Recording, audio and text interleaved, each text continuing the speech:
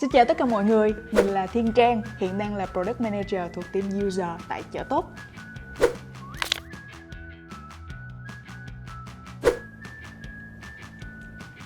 Ngọt ngào.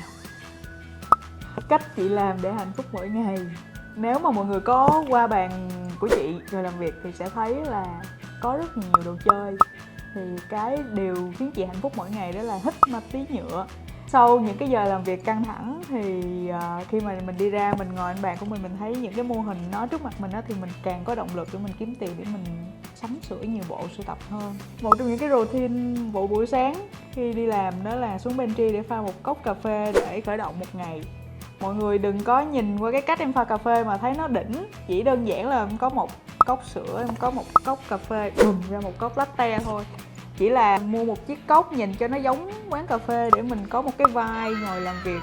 Có một chiếc ly giống quán cà phê thì có cảm giác là mình sẽ tập trung hơn. Còn về thị phạm, những món nước mà chị pha cho mọi người uống thì chắc là những người đã từng được uống nước của chị thì sẽ không confirm mà chị pha nước ngon đâu. Rất mặn. Thật ra thì cái OCD ở đây nó cũng không phải quá là serious như mọi người thường nghĩ về cái định nghĩa OCD. Chỉ là ví dụ chị ra một cái quán ăn đi, thì chị thấy một cái bàn, một cái ghế, một cái bức tranh nó bị treo, nó hơi bị lệch một xíu thì chị hơi khó chịu và chị sẽ nói với mọi người, chứ không phải là đến mức là đi ra kêu chủ tiệm phải chỉnh cái bức tranh này lại cho nó ngay hàng thẳng lối. Thì chị hơi thích nó, mọi thứ nó hơi chỉnh chu, ngăn nắp một xíu thôi. Một sở thích kỳ quặc. Mọi người thường nghĩ chị là một người rất là siêng năng làm việc, đi làm từ thứ Hai tới thứ Sáu, có thể là tối khuya 11, 12 giờ, 1 giờ sáng vẫn thấy còn làm việc, không ngủ. Mà ra chị có một cái sở thích rất là kỳ quặc là chị có thể ngủ full cả ngày thứ Bảy. Phải ngủ từ 9 giờ tối thứ Sáu ra khoảng 6, 7 giờ thứ Bảy. Nên thường nếu mọi người nhắn tin hay là gọi điện vào thứ Bảy thì chị sẽ luôn ở trong trạng thái bận, là bận ngủ. Đó là một trong những sở thích kỳ quặc của chị. Vẫn là mặn mà. Chị không biết đây có phải một cái sở thích kỳ quặc hay không, là chị thích uống nước nhưng mà phải có đá. Thì đương nhiên là khi mình mua chai nước, mình mua tẩy đá thì mình phải sử dụng, đúng không? Thì phải là mở nắp chai, đổ nước vào tẩy đá để uống. Nhưng mà chị cũng hay bị mọi người complain là cái tốc độ mình uống nước quá là nhanh. Một chai khoảng 200ml mà chị chỉ cần uống trong khoảng vài giây thôi. Không thì phạm được. Cái cách dí deadline chị thấy hiệu quả đó chính là mình sẽ tra tấn về mặt tinh thần. Nice. Mình sẽ tag, nhắn tin ở tất cả các mặt trận trên mà mình có thể. Hoặc là nếu mà người đó vẫn cố gắng chống đối, họ xin hoặc họ không xin thì mình xách lá, mình ngồi sát bên họ. Anh ơi, tại sao anh chưa làm cái này cho em? Chị ơi, trả lời cái này cho em đi. Em ơi, cái này có cho chị chưa? Một trong những cách tra tấn tinh thần sẽ là thúc đẩy họ hoàn thành deadline cho mình.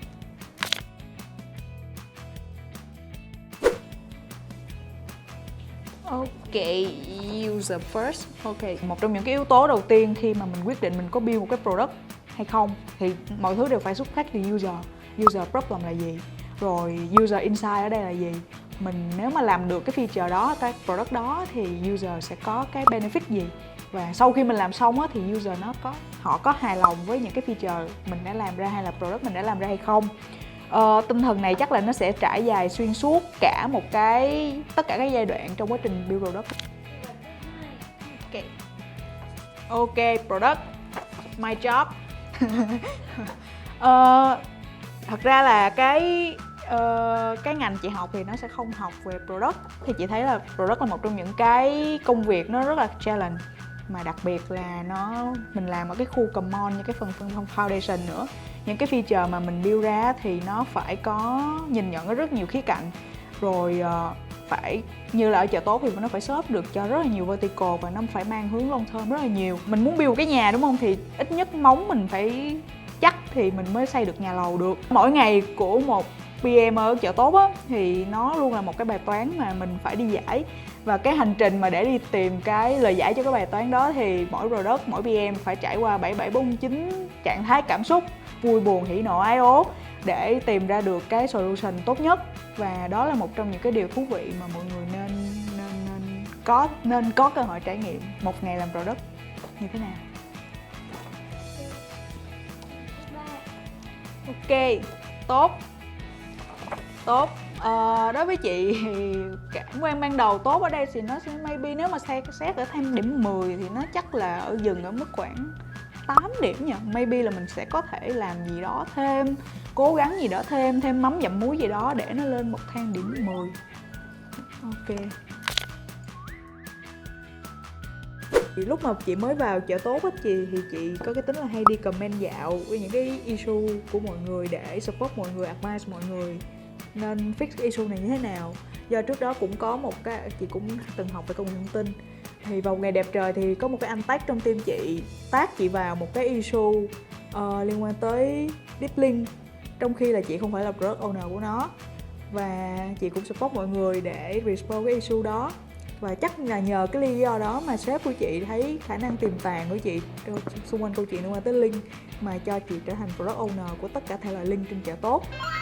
Đây không biết là một câu chuyện nên vui hay nên buồn, nhưng mà nó đã thay đổi cái product portfolio của chị tại chợ tốt tính đến thời điểm hiện tại. Từ đầu tiên chị nghĩ về team product là học hỏi, tại vì đặc thù của việc làm product là mọi người sẽ phải luôn cập nhật những cái thông tin mới, những kiến thức mới, thì tất cả những thành viên trong team product thì chị thấy rất là rõ cái yếu tố này. Mọi người luôn tìm những cái kiến thức mới để chia sẻ cho nhau, và một trong những người bạn gọi là vô hình nhưng mà rất hữu ích cho team product trong khoảng thời gian gần đây và chắc là mọi người cũng sử dụng khá là nhiều, đó chính là ChatGPT.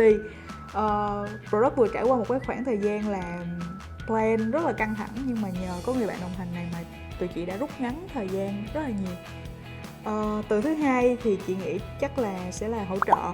Đi làm thì cùng một team thì chắc chắn là mọi người sẽ nghĩ là hỗ trợ cho nhau thì chuyện bình thường, đúng không? Ngoài ra thì các thành viên trong team product còn hỗ trợ rất là nhiều khía cạnh, như là lấy hàng giùm nhau, đặt đồ ăn giùm nhau. Nhờ vậy mà chị thấy được mọi người đi làm nhưng mà giống như là một gia đình, hỗ trợ rất là nhiều. Và cái từ khóa thứ ba chị nghĩ nó sẽ là, nó hơi mang tính giải trí một xíu, đó là hướng lung tung. Mọi người biết là có hướng nội hướng ngoại, đúng không? Thì thành viên trong team product mọi người hướng rất là đủ thể loại. Có người thì sẽ là hướng ngoại part time, có người sẽ là hướng nội lúc ngủ. Nhưng mà nhờ như vậy mà team product khá là vui, và mỗi cá nhân trong product đều có những cái đặc tính rất là dễ nhận biết, từ đó tạo nên cái tính đa dạng cho tính cách của tất cả thành viên trong product. Chắc là chị sẽ chia sẻ cái niềm vui của chị khi làm product ha. Còn những cái PM khác ở chợ tốt thì chị không biết. Đó là chính là đọc user feedback. Mình sẽ có những cái report hàng ngày về user feedback, user sử dụng sản phẩm của mình như thế nào. Maybe là nó sẽ có những cái feedback không tích cực cho lắm, nhưng mà thông qua những cái feedback đó mình thấy được là user họ thực sự muốn chợ tốt càng ngày càng tốt hơn, nên cải thiện rất là nhiều khía cạnh, thì họ phải rất muốn sử dụng sản phẩm của mình, thì họ có những cái feedback nó chân thật như vậy thì chị thấy là nó rất là user voice và chị rất thích đọc hàng ngày. Nó là một cái hình thức giải trí sau giờ làm cũng khá là hữu ích đó.